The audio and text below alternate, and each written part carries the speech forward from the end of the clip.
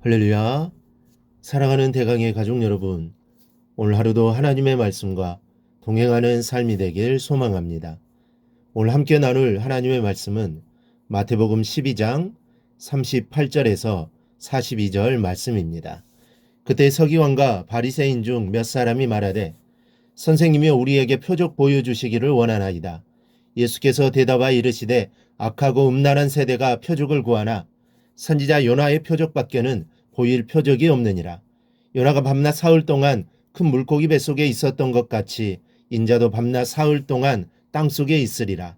심판 때에 니느웨 사람들이 일어나 이 세대 사람을 정죄하리니 이는 그들이 요나의 전도를 듣고 회개하였음이거니와 요나보다 더 큰 이가 여기 있으며 심판 때에 남방 여왕이 일어나 이 세대 사람을 정죄하리니 이는 그가 솔로몬의 지혜로운 말을 들으려고 땅 끝에서 왔음이거니와 솔로몬보다 더 큰 이가 여기 있느니라.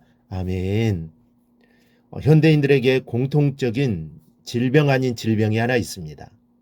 그것은 바로 아주 충격적인 일이 아니면 이 대수롭지 않은 일로 보는 무감각증에 빠져 있다는 것입니다. 무언가 충격적인 사건이 아니면 눈 하나 깜빡하지 않는 것이 요즘의 세태입니다. 우리가 지금 겪고 있는 코로나19를 봐도 그렇습니다. 처음에는 확진자가 몇백 명만 나와도 얼마나 부산을 떨었는지 모릅니다. 그런데 50만 명이 넘어갈 때는 대수롭지 않게 생각했습니다. 요즘도 3, 4만 명의 확진자가 나오지만 대수롭게 생각하는 사람은 거의 없습니다. 이러한 생각들이 있기 때문에 그래도 스포츠를 보아도 이 국가 간의 경기 같은 큰 게임이 아니면 별 관심을 두지 않습니다. 우리는 지난날 성수대교 사건과 이 삼풍백화점 사건을 보면서 다시는 부실공사나 사람을 속이는 일이 있어서는 안 될 것이라고 입을 모아 말했습니다. 그러나 이러한 부실공사나 비리는 그 이후에도 수없이 많이 일어나고 있습니다. 그뿐이 아닙니다. 경제위기나 금융위기가 계속됩니다. 지난날 가난한 시절을 생각하며 미리미리 계획성 있게 살지 못하기 때문에 경제위기와 금융위기가 계속 반복되는 것입니다. 그런데 이스라엘 사람들도 이런 습관을 가지고 있었던 것 같습니다. 그들은 예수님께서 베푸신 정말 기가 막힌 사건을 여러 번 보았음에도 불구하고 오늘 또다시 예수님께 표적을 보여줄 것을 요구하고 있습니다. 즉, 이전보다 더 크고 대단한 표적을 보여줄 것을 요구하는 것입니다. 명분은 예수님께서 메시아라는 사실을 확실하게 보여주면 예수님을 메시아로 인정하겠다는 것입니다. 그런데 이들이 누굽니까? 이들은 전에 그리스도를 바알세불을 힘입어 귀신을 쫓아낸다고 했던 사람들입니다. 즉 예수님을 귀신의 졸개라고 조롱했던 자들입니다. 그러므로 그들이 표적을 보여달라고 요구한 것은 그것을 보고 믿고자 함이 아니라 오히려 그것으로 예수를 모함하기 위한 악의에서 나온 것입니다. 사실 표적은 믿는 자를 위한 주님의 은혜의 수단입니다. 더욱 그 믿음을 굳게 세우고 확신을 주시려고 기적을 보여주시는 겁니다. 그러므로 믿지 않는 강팍한 마음을 지닌 자들에게는 표적을 잘 보여주시지 않았습니다. 믿지 않는 자에게 표적을 보여주는 것은 마치 개에게 진주를 던져주는 것처럼 무의미하며 무용하기 때문입니다. 그것은 하나님의 거룩한 은혜만 낭비하는 셈이 되었던 것입니다. 그래서 표적을 구하는 바리새인과 서기관들에게 요나의 표적밖에 보여줄 것이 없다고 하면서 그들의 요구를 거절하셨습니다.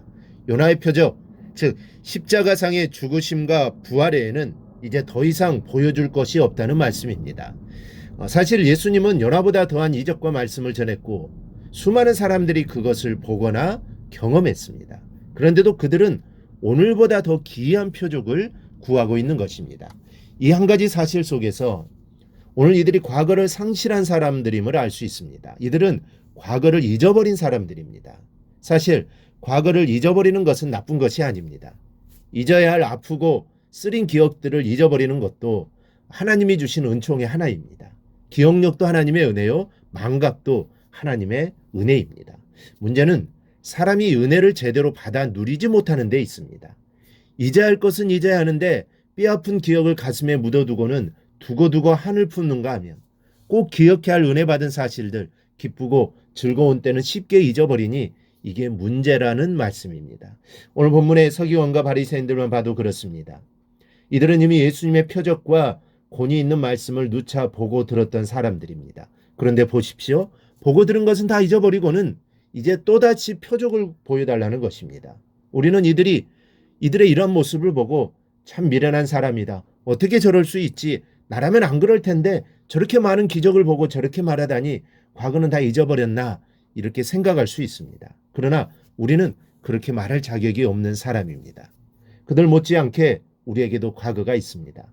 예수님의 제자들과 많은 신앙의 선배들이 가르쳐준 예수님의 행적에 관한 거짓 없는 기록한 것이 기록이 바로 그것입니다.